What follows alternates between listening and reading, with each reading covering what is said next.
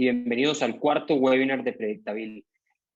Hoy tenemos el placer de que nos acompaña de España María Jesús González Espejo. La verdad no puedo ponerme a escribir todos sus atestados porque se me iría el webinar entero, por lo que resumo solo algunos. María es la CEO del Instituto de Innovación Legal.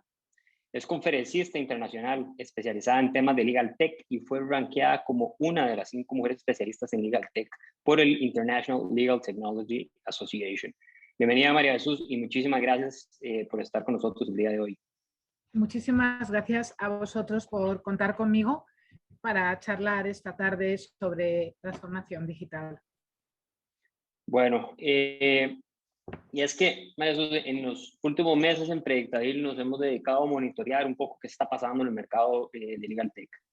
Hemos identificado iniciativas que se están llevando, o que están llevando más bien a la transformación del sector. Hemos hablado de diferentes proyectos, como algunas acciones, actualizar su oferta educativa. Hemos analizado cómo se está desarrollando el ecosistema a nivel centroamericano y también hemos hablado de nuevas formas de ofertar servicios legales por medio de plataformas que hasta ahora, podríamos decir, eran algo atípicas en el sector, como son los marketplaces. Hoy venimos a hablar de la digitalización de las firmas legales. Y ya entrando en materia, contanos, ¿cómo se come eso? Cuando hablas de digitalización de los despachos, ¿a qué te referís? Bueno, en término estricto, digitalizar es introducir lo analógico en lo digital. Es decir, pasar lo que pone en un papel a bits. Eso es lo digital. Pero antes de hablar de digitalización, yo creo que las firmas de abogados necesitan hoy hablar de 2 conceptos. Uno, que es adopción digital, y otro que es innovación en el negocio. Es decir, se habla mucho y se pasa muy rápido a hablar de digitalización, de introducción de tecnología en la forma de prestar los servicios o en la forma de venderlos, pero antes de nada es importante entender qué es lo digital, qué nos aporta, cómo impacta a nuestra cultura organizativa o cómo impacta al cliente. Porque si no hacemos estos ejercicios previos, realmente la digitalización puede resultar frustrante y un gran fracaso. Un segundo tema que es importante es, ¿estamos seguros de que todo lo que hacemos lo hacemos bien? Porque hay muchos que se lanzan a digitalizar lo que ya hacen, pero ¿es lo que hacen lo que deberían estar haciendo?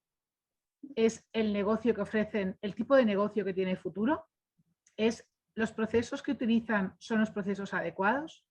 Entonces yo diría que antes de digitalizar, uno necesita, en resumen, comprender muy bien cómo es la cultura propia, cómo esa cultura va a aceptar lo digital, y dentro de la cultura entra lo interno y lo externo, ¿vale? Y como he dicho, pues revisar si realmente nuestro modelo de negocio está adaptado y es el modelo de negocio que en los nuevos tiempos puede tener futuro o no. Porque digitalizar algo que ya está muerto de por sí no tiene ningún sentido. Procedimientos que no funcionan, negocios que no tienen gran éxito, ¿qué sentido tiene digitalizarlos, no? Cuando ya sabemos que en efecto esto es lo que queremos digitalizar porque tiene futuro y porque nuestro equipo va a aceptar la digitalización y no se va a poner en contra y a nuestro cliente le va a aportar valor que digitalicemos, entonces podemos comenzar a convertir documentos en papel en datos e informaciones, podemos eliminar el papel de nuestras vidas, podemos analizar esos datos, ¿no? Y extraer conclusiones, eso es lo que hace el Big Data y las herramientas de inteligencia artificial. Podemos automatizar procesos en lugar de hacerlos manualmente y saber así en qué estado están en cada caso, o tener indicadores y poder comparar y mejorar. Como he dicho, un proceso de digitalización solo puede tener éxito si lo centramos en las personas. Y yo por eso trabajo mucho con cultura organizativa y en el fomento del cambio cultural, a través de herramientas como la formación, la información y el liderazgo correcto. Ahora espero haber contestado a tu pregunta y si tienes alguna duda o Sí, comentario o algo. no, muy, muy interesante. Y a ver, en ese proceso, digamos, donde vos me has dicho, para identificar tal vez esos procesos, esas herramientas que ya no vale la pena digitalizar, como bien lo dijiste, ¿qué te has encontrado en las firmas legales? ¿Cuáles son generalmente ese tipo de prácticas o herramientas que vos decís o que has llegado a la conclusión después de trabajar con las firmas que ya no vale la pena digitalizar? Bueno, o sea, yo lo que he encontrado muchas veces es que la gente tiene una cierta tendencia a la inercia y le cuesta mucho ser crítica consigo misma, o sea, porque no es fácil decir sobre ti mismo, mira, es que este negocio hay que acabar con él, y luego tampoco es fácil encontrar nuevas líneas de negocio. Entonces, lo que falla muchas veces es eso, no querer mirar a la realidad y darse cuenta de que si seguimos por aquí estamos muertos, ¿no? O sea, por ejemplo, hoy en día lo veo mucho en el asesoramiento fiscal, ¿no? Los asesores fiscales están todavía trabajando en la mayoría y centrando la oferta de servicios que tienen, no tanto en consultoría compleja o consultoría que podamos decir la máquina con dificultad va a realizar, sino en la realización de las declaraciones de impuestos, las contabilidades, etcétera, ¿no? Bueno, pues en mi opinión no tardarán muchos años en darse cuenta de que no tienen prácticamente trabajo. Primero porque las agencias tributarias ya están trabajando desde hace tiempo para desintermediar, es decir, para tener una relación directa con el contribuyente. Y por tanto, esa labor del queso del sándwich, ¿no?, que hacen los asesores fiscales, pues no va a ser tan necesaria o no va a ser necesaria, porque vamos a tener a lo mejor aplicativos, soluciones de software que nos va a dar la administración para que directamente ahí metamos los datos, ¿no? Entonces, este es un caso muy, muy claro de, vamos a llamarlo, resistencia a querer ver la realidad, ¿no? Los asesores fiscales más avezados ya están trabajando en temas de Big Data, en temas de comprender cómo está usando la administración pública la inteligencia artificial. ¿Por qué? Porque donde va a estar el negocio, posiblemente en el futuro, el negocio importante, va a ser en, vamos a decir, saber cómo rebatir a la agencia cuando utilice herramientas tecnológicas para la toma de decisiones automatizadas, porque las agencias también están buscando esa automatización y están introduciendo software para lograr que, vamos a decir, no haga falta funcionarios analizando, sino que será una máquina la que con una serie de informaciones dirá, bueno, pues a ti te pongo la sanción y a ti no, ¿no? Entonces, ahí es donde hay que hacerse especialista, ¿no? Y lo otro, pues lo otro posiblemente tenga un futuro complejo, ¿no? Otros problemas que he visto, pues que se compran softwares sin consenso. Claro. La compra de un software pues la tiene que hacer obviamente el área tecnológica, pero no el área tecnológica sola, sino el área tecnológica con los usuarios futuros de esa herramienta. ¿Qué te pasa? Que si no involucras de alguna forma al cliente interno y si la herramienta va a tener algo de extranet al cliente externo, lo que te puedes encontrar es que cuando la herramienta está comprada, pues ni unos ni otros la quieran utilizar, ¿no? Este es otro fallo que también se produce a menudo. Luego también pues, se produce a menudo la compra de tecnología que no es la adecuada. ¿Por qué? Porque no es fácil comprar tecnología, ¿no? Y porque han faltado los procesos previos a la compra, que tienen mucho que ver con diagnóstico, con análisis y con búsqueda, pero una búsqueda muy objetiva, no una búsqueda en la que viene un vendedor que te lo vende muy bien y ya está, ¿no? O sea, la búsqueda es compleja y se tarda tiempo y no hay que tirarse a la piscina con la primera herramienta que te vienen a vender, ¿no? Sí, tal cual. Por ejemplo, yo lo veo mucho con el tema de inteligencia artificial, ¿verdad? Que ahora vamos a hablar un poquito de eso. Y es un tema muy de moda en el sector legal. Todo el mundo quiere inteligencia artificial, pero, ok, bueno, perfecto. ¿A dónde conectamos esa inteligencia artificial, ¿a cuál proceso se lo aplicamos? Primero creo que tenés que hacer un mapeo muy integral de tus procesos, entender bien tu estructura para de manera incisiva realmente, digamos, posicionar bien la tecnología y sacarle el mayor provecho posible, puesto como vos decís, no es nada barato, ¿verdad? Y bueno, para agregar un punto a lo que decías de digitalización de procesos, yo creo eso lo que señalaste en el tema fiscal me parece muy, muy interesante y creo que ahí se achica muchísimo digamos, el ancho de banda de los abogados, principalmente por dos razones. Por uno, pues, como decís vos, ya la comunicación entre el abogado, entre el cliente y la administración tributaria va a ser más directa. También, digamos, el trabajo más de fondo tributario, de cierta manera, cada vez se restringe más, creo yo, ¿verdad? Temas de estructuraciones fiscales, etcétera. Pero bueno, yo, además digamos, el hecho de que la digitalización está cerrando, digamos, algunas áreas o algún margen de maniobra para algunos abogados en temas de fondo, creo que es necesario implementarla por un tema también de pricing, ¿verdad? De hacer los procesos que son más mecánicos, menos técnicos, mucho más automatizados para que ganar principalmente dos cosas. Uno, porque el cliente te lo va a exigir para que le puedas ofrecer una mejor tarifa más accesible y otro para ganar una mayor rentabilidad en la firma. Pero bueno, tal vez ahora saltando a un tema que quería traer a la mesa, María Jesús, en el tema de digitalización de firmas, por ejemplo, se habla mucho de cómo los proveedores de servicios legales alternativos están jugando un rol muy importante. Sin embargo, no hay que dejar de lado que las firmas tradicionales también están lanzando iniciativas muy disruptivas. Por ejemplo, estaba leyendo el fin de semana que la oficina de Singapur de Clifford Chance, que es una firma referente en Nueva York, lanzó una plataforma para ayudar a startups con la redacción de ciertos contratos estándares como NDAs, acuerdos de accionistas, etcétera, de manera automatizada. María Jesús, en tu opinión, digamos, ¿qué has visto en la digitalización? ¿Cómo se desarrolla esta digitalización en despachos tradicionales versus los famosos ALSPs o proveedores de servicios legales alternativos? Bueno, a ver, la pregunta es difícil de responder más que nada porque no hay, vamos a decir, una única estrategia seguida por todos los despachos tradicionales, ¿vale? Sino que realmente hay estrategias muy diferentes. Hay despachos muy importantes. El otro día tenía una conversación con el responsable de tecnologías de uno de los mayores despachos españoles y él me decía que ellos no quieren abrir un área de legal operations o de legal tech o de servicios legal tech.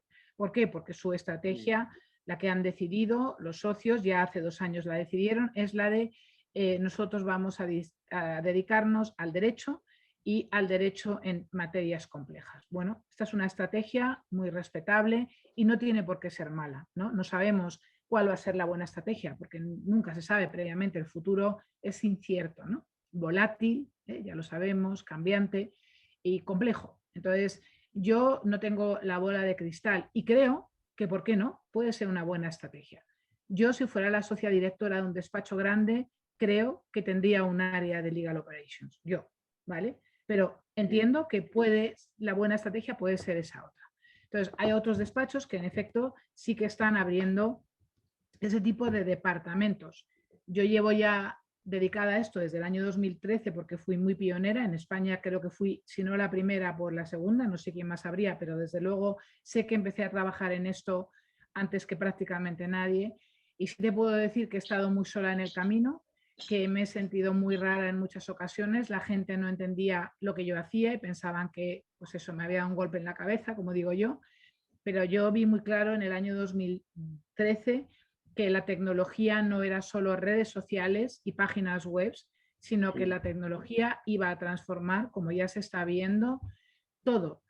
Es decir, la forma como prestamos servicios, los modelos de negocios jurídicos y la forma como trabajamos. Es decir, la tecnología nos impacta a los juristas de esas 3 maneras brutales.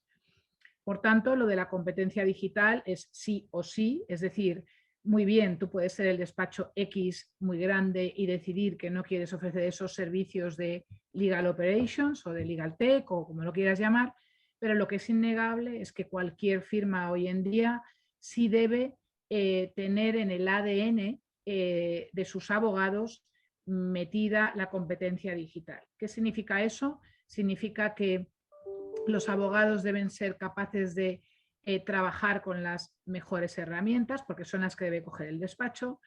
Ellos como especialistas deberían ser capaces de decirle a sus tecnólogos, oye, quiero esta y no esta otra porque hace esto. Es decir, hay que saber comprar tecnología, hay que saber manejarla y hay que tener las llamadas competencias digitales, que son, pues no sé si lo has oído, lo de las 4 Cs, la creatividad, la comunicación, la capacidad de adaptarse al cambio y a ver si me acuerdo de la cuarta, si no me acuerdo da igual, pero hay otra muy importante que no sé, pero que es la R, que es la resiliencia, muy importante también, ¿no? Luego me acordaré de la cuarta. Entonces, el tipo de profesional que hoy hace falta, el tipo de abogado que hoy hace falta es ese abogado flexible, capaz de entender qué está pasando, y están pasando cosas constantemente, y un abogado, desde luego, creativo. Y todo esto no es nada fácil, porque va un poco en contra casi con el ADN tradicional que tiene el abogado, ¿no? Más agarrado a la tradición, agarrado al orden, a la jerarquía, a la disciplina, y entonces surgen ahí una serie vamos a decir, de pugnas internas que hay que encontrar el camino, pero es que hay que encontrarlo. ¿Qué están haciendo las ALSPs, ¿no? Alternative Legal Service Providers? Vamos a ver. Esto ahora se ha puesto muy de moda.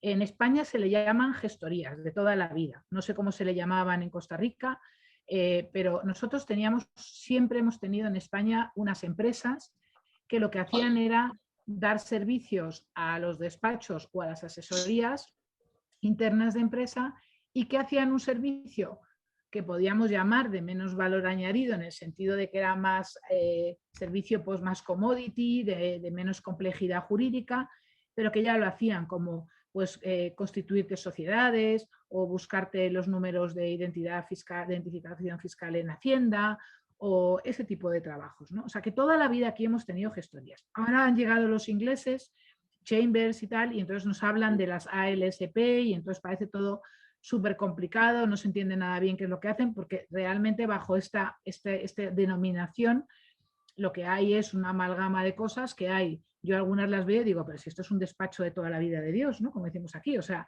este no es una LSP, no es nada alternativo, es un despacho que vende. Yo estaba mirándome el otro día, analizando el ranking de Chambers de ALSP, y ahí dentro hay despachos de abogados que ahora dice que son ALSP, pero lo dicen ellos, en realidad son despachos de abogados que hacen lo que les toca hacer, lo que los clientes les encargan, punto. Entonces, ¿qué tienen de diferente? Pues a lo mejor que sí que todos los que están ahí tienen algo en común, ¿no? Y es que les gusta mucho la tecnología. Pero claro, también le gusta la tecnología a algunos despachos de abogados. Así que es que esa frontera entre los ALSP, aquí en el mundo latino te hablo, y los despachos la veo una frontera muy difusa y poco interesante realmente, ¿no? O sea, yo lo que creo es que las ALSP son simplemente firmas más modernas que claramente han entendido que la tecnología es clave para qué, para hacer mejor el trabajo, tener cómo medir, ahorrar a ti mismo y al cliente y ser más eficiente, en resumen, ¿no? ¿Qué hacen estas ALSP? Pues aquí unas están trabajando más centradas en la secretaría societaria, pero vamos, yo la que conozco, hay una en concreto que la conozco muy bien porque son clientes míos y hacen cosas muy jurídicas, hacen compliance, hacen protección de datos, hacen lo mismo que hacen otros despachos de abogados, ¿no? ¿Qué más decirte sobre esto?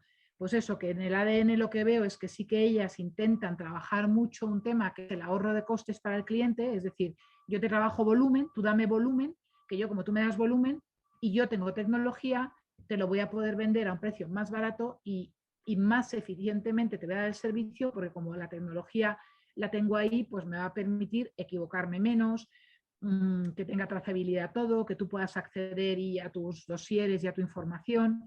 Y eso creo que es la ventaja que tienen este tipo de firmas. Pero como digo, yo veo, y a mí me encantará tener tu opinión, ¿no? Que la línea es muy difusa y que el tipo de firmas que hay en los países anglosajones, que sí hay LSP, estas LSP que hay en la India, en Filipinas, en los países latinos es muy difícil que tengan futuro, porque la razón principal es que tenemos pocas multinacionales. Los anglosajones, pues por muchos motivos, han sido capaces de crear grandes conglomerados que requieren, pues eso, el análisis y además constantemente siguen ampliándose con fusiones, con adquisiciones, y ellos sí pueden llegar a requerir este tipo de servicio masivo.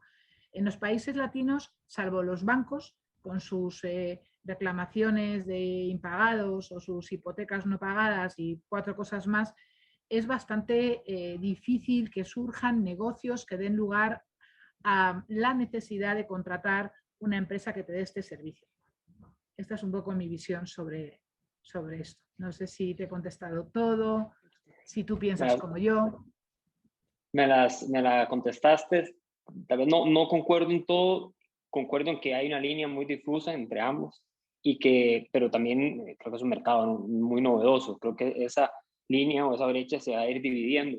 Y es que yo creo que es cierto, ¿verdad? Muchas veces los ALSPs caen en una bolsa de hacer todo, ¿verdad? Temas mucho más rutinarios, temas jurídicos, tecnología, y creo que como buen emprendimiento o como buena nueva figura se están empezando a conocer.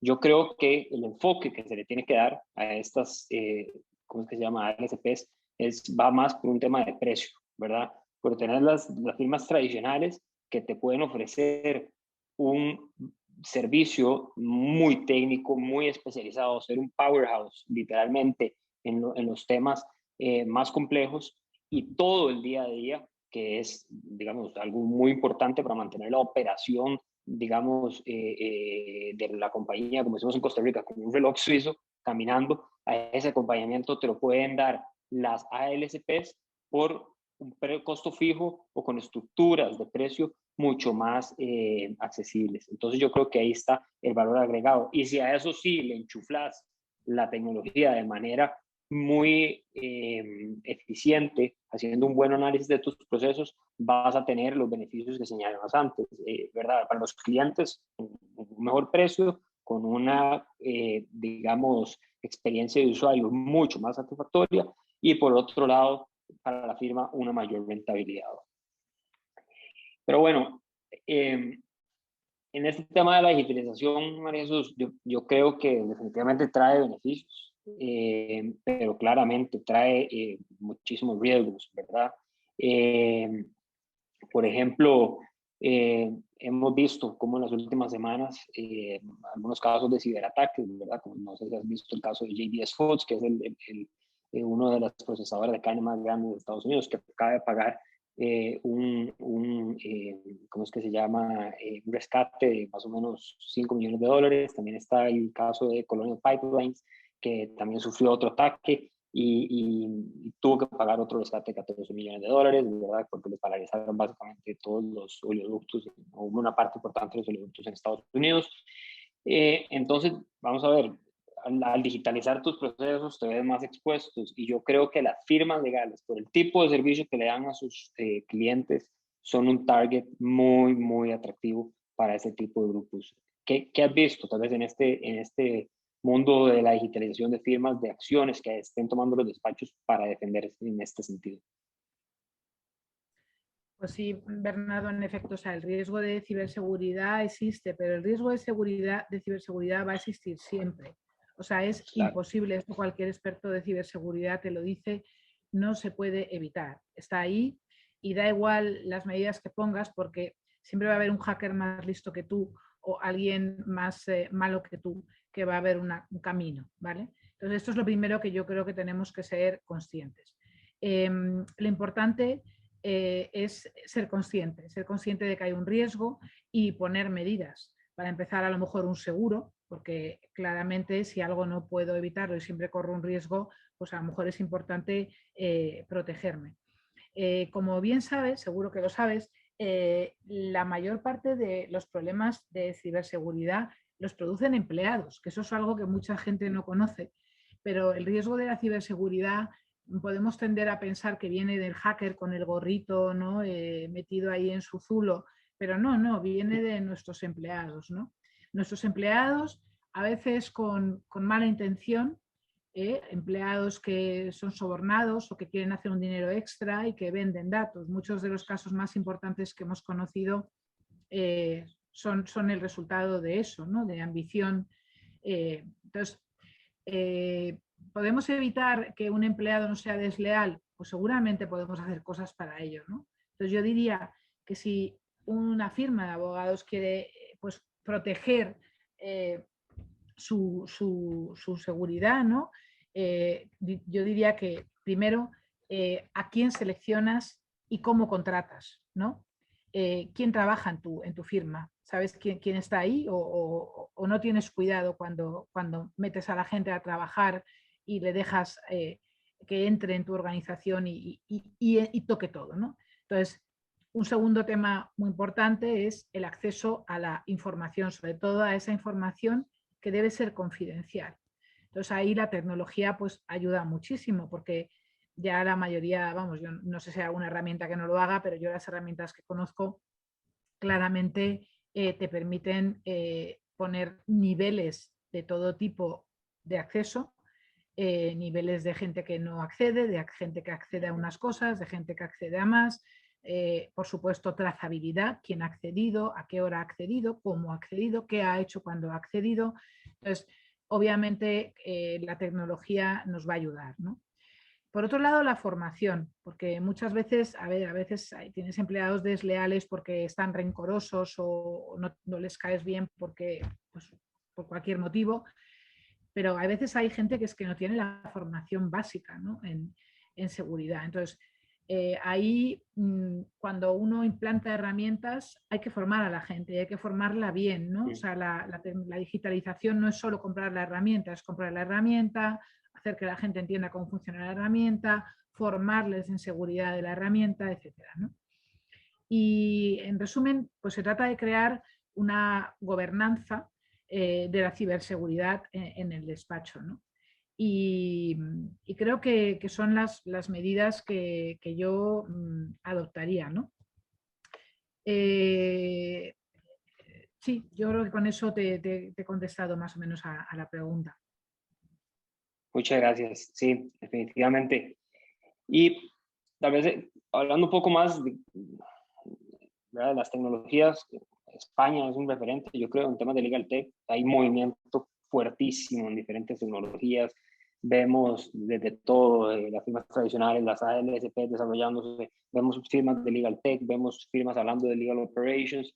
Entonces me gustaría, pues, tal vez que si nos puedes hablar un poco de esas tecnologías que estás viendo en el mercado, cuáles tienen más auge, cuáles son más, digamos, crees que le aporta más al despacho. Por ejemplo, te he visto hablar mucho de inteligencia artificial, no sé si quieres contarnos un poco de tu experiencia cuando has trabajado con despachos.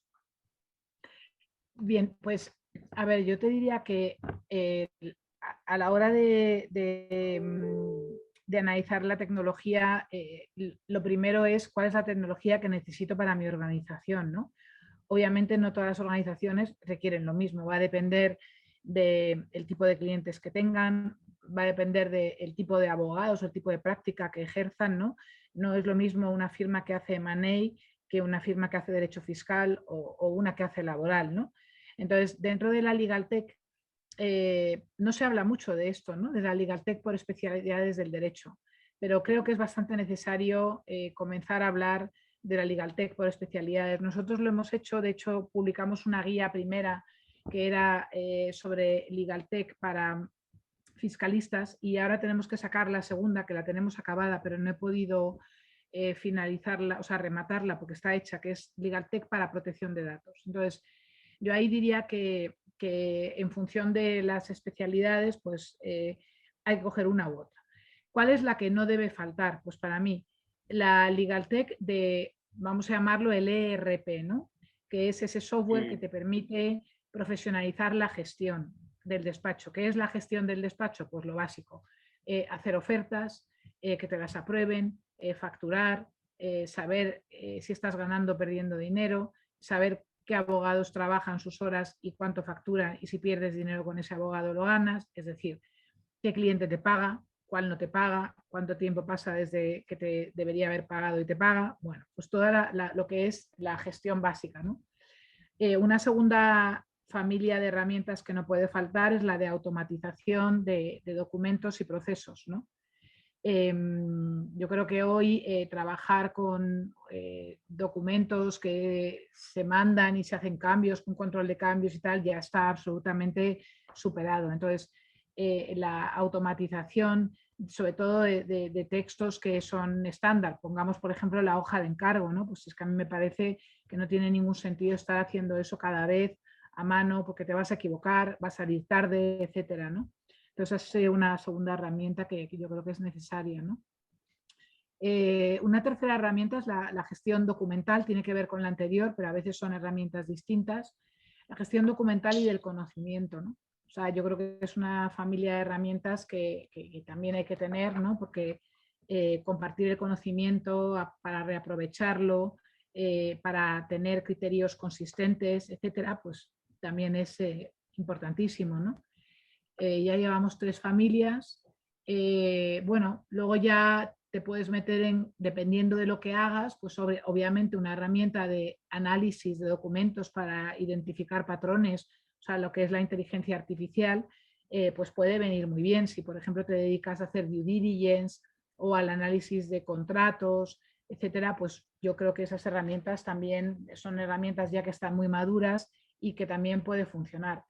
Si te dedicas al derecho procesal, pues yo diría que una herramienta de las que es de probabilística, que no se llama de predicción de resultados, hay gente que las llama así, pero para mí es incorrecto, hay que llamarlas herramientas de probabilística, pues también está muy bien, porque tú puedes de esa forma ver pues qué probabilidades hay de que un juicio merezca la pena meterse en él, y asesorar a tu cliente para que tu cliente sea consciente de eso, de las probabilidades que tiene de ganar o no, ¿no?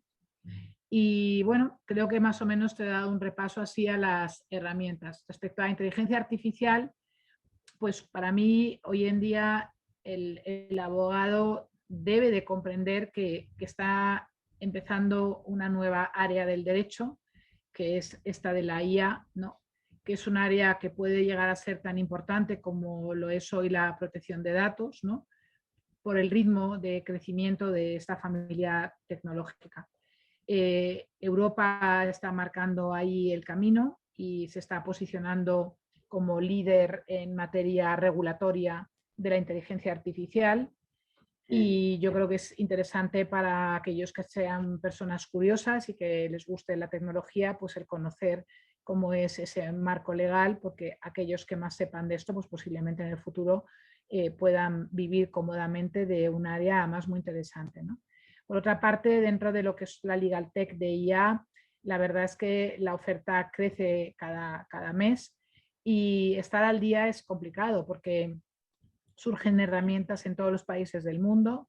En general, yo veo que se parecen bastante unas a otras, ¿no? Mucha de, como he dicho, de predicción de resultados basados en el Big Data de la estadística judicial, y en segundo lugar, pues la familia de las herramientas que, basándose en el llamado lenguaje natural, analizan textos y extraen conclusiones basadas en patrones, ¿no? Y esas son las dos grandes familias. Y luego pues hay ya cosas que se están haciendo que son más experimentos. Yo ahora tengo una reunión pues mañana con un profesor de una universidad de Luxemburgo que me va a enseñar lo que están haciendo para compliance. Pero estos son ya como cosas que están en un grado de desarrollo menor.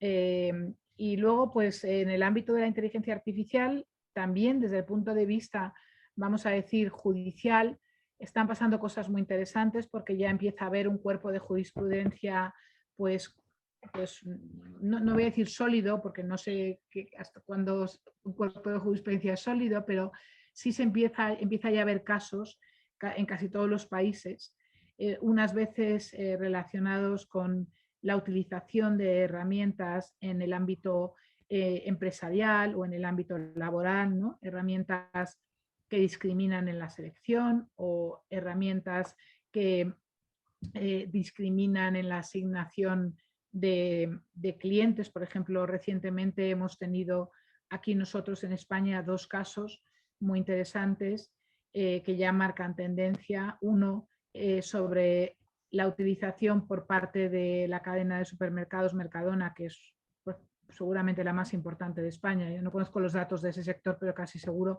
Y han tenido, ellos iban a introducir inteligencia artificial para observar al cliente y no se les ha permitido. Y ha habido otro caso también, el de Liberó, que es una empresa de reparto de comida, no sé si la tenéis vosotros allá en Costa Rica.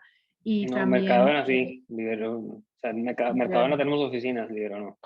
Ok, pues Deliveroo está utilizando una herramienta de IA para asignar a los repartidores, ¿no?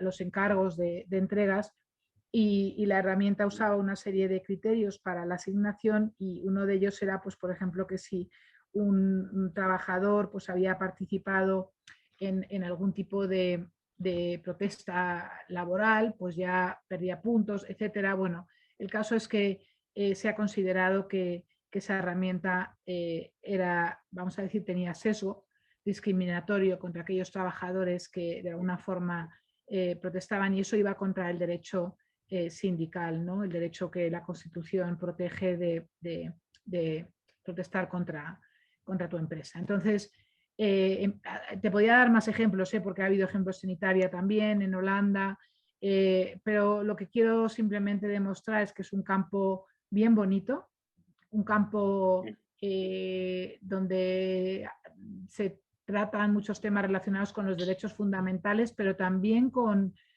temas económicos y muy, vamos a decir, muy práctico, ¿no? O sea, no estamos hablando de teorías del derecho a la paz, no, es que estamos hablando de si tiene la máquina derecho a tomar decisiones que hacen que al final yo gane menos dinero, ¿no? O sea, estamos hablando de cosas muy prácticas. Por eso yo la verdad es que estoy apasionada por este campo de la inteligencia artificial y creo que es un acierto el estar en él y el seguir investigando y el hacerse pues lo más profesional posible en él. Qué bueno, qué bueno. Y bueno, también ahora como para abrir un espacio a preguntas, tenemos una aquí en el Q&A que dice, como usuario cliente, ¿qué hay que tener cuidado o qué hay que tomar en cuenta a la hora de escoger la firma de abogado? ¿Hay riesgos ya conocidos o en qué momento no usar estas nuevas herramientas de Legal Tech?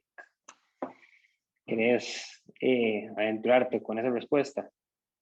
A ver, o sea, a ver si la he entendido bien. Creo que decía que cómo elegir despacho de abogados. Esta era la primera parte de la pregunta, ¿verdad? Sí. Y la segunda, ¿me la puedes repetir? Que creo que no la entendí bien. Claro, ¿hay riesgos ya conocidos o en qué momentos no usar estas nuevas herramientas de Legal Tech? O sea, básicamente que si ya, hay, por ejemplo, se han identificado algún breach o algún ataque a estas herramientas que demuestren que son de cierta manera vulnerables. Me parece que por ahí va. Si conoces. Vale, bueno, pues la primera pregunta, yo diría que uno tiene que contratar al abogado que le da confianza. Esta es la respuesta. ¿Cómo nos genera confianza un profesional? Pues sorprendentemente, porque vamos a decir, tiene las habilidades que nos generan confianza a las personas. ¿Y cuáles son? Pues amabilidad, simpatía, empatía, seriedad, puntualidad, etc. Entonces, una cosa que sorprende mucho es que, y esto lo cuento siempre cuando doy cursos de venta para abogados, es no os centréis en ser técnicamente los mejores solamente, que sí, que hay que serlo, pero también trabajad vuestras habilidades personales, porque al final la gente te contrata por cómo eres, por qué siente cuando está hablando contigo, por cómo es tu tono de voz, tu seguridad al hablar, etcétera. No tanto por lo que le cuentas, porque si tú le hablas de derecho posiblemente se va a dormir y ni siquiera lo va a entender. Y además es que cuando confían en ti ni siquiera quieren que hables de derecho porque saben que están en buenas manos. Así que yo diría que contrataría al abogado que me dé confianza. Por otra parte, obviamente que tenga conocimientos y experiencias adecuados es básico. Y en ese sentido creo que las tecnologías nos han aportado un montón porque han traído al mercado lo que se llama simetría informativa. Es decir, tradicionalmente en el mundo jurídico vivíamos en la simetría. Nosotros sabíamos y el cliente no sabía ni el precio de nuestros servicios, ni lo que sabíamos, ni casi nada. Y ahora poco a poco, gracias a las páginas web y a muchas otras herramientas, chats, etcétera, hay opiniones sobre nosotros, las hay en Google, a veces falsas, también. Yo ahora he abierto una campaña porque a mí me indigna bastante cómo funciona Google My Business y la posibilidad que da a cualquiera con identidad falsa de opinar sobre ti y lo permite. Y esto debería estar prohibido. Es decir, si Google no tiene certeza al 100% de que alguien es verdadero y yo le digo que esa identidad no es verdadera, no deberían poder hablar de mí. Pero bueno, a lo que voy, creo que el demostrar al mercado que sabes es importante y para eso hay que publicar artículos, hay que escribir libros, hay que dar conferencias y hay que demostrar que lo tuyo no es puro aire, porque en Internet hay mucho aire, hay mucha mentira. Entonces, demostrar que realmente sabes porque lo estás demostrando constantemente con tu trabajo. Y respecto a la segunda pregunta, el uso de Legal Tech, bueno, la pregunta es demasiado genérica y es difícil de contestar. Hay tecnologías que en efecto están dando problemas constantemente. De hecho, en la inteligencia artificial, uno de los problemas más graves que hay es que la inteligencia artificial la están haciendo seres humanos. Los seres humanos somos muy imperfectos, como todos sabemos, y los datos de los que partimos para hacer esa inteligencia artificial a veces no están suficientemente bien escogidos o no son suficientemente bien tratados porque se les aplican criterios con sesgo y están dando, por tanto, lugar a herramientas que no son buenas, ¿no? Ahí hablaríamos de la IA mala, que no es que sea mala, es que la hemos hecho mal. Entonces, sí que se están produciendo problemas por eso, pues herramientas que tienen sesgo, que discriminan y que, por tanto, no deberían estar en el mercado porque su uso sería contrario a los derechos fundamentales de las personas, ¿no? Pero también ha habido ya herramientas que simplemente tienen brechas de seguridad, herramientas que, por ejemplo, en Europa, hasta hace, bueno, no, en realidad no deberíamos trabajar con herramientas que no están ubicadas los servidores en Europa, porque nosotros tenemos una normativa muy estricta de protección de datos que exige que estén ubicados aquí los servidores. Entonces, ahí también pues hay que tener mucho cuidado. Es decir, cuando uno compra tecnología, como despacho de abogados, tiene que estar seguro de que esa tecnología va a ser respetuosa con el marco jurídico y no va a tener problemas de seguridad para nosotros. Ok, muy interesante. Yo, digamos, antes de cerrar, me gustaría agregar sobre el punto de escoger a su abogado. Yo definitivamente concuerdo con vos en el sentido de que la relación abogado-cliente es muy de confianza, ¿verdad? El cliente sí siempre quiere buscar a la persona que conoce, no solo desde un punto de vista técnico, sino a quien respete desde un punto de vista más personal, de valores, etcétera. Pero bueno, también creo que conforme se van segmentando los servicios legales y tal vez algunos servicios más mecánicos se van a ir, digamos, comoditizando, ¿verdad? Esto tal vez, esa relación va a ir desapareciendo y creo que va a entrar el componente de precios a jugar un rol muy importante.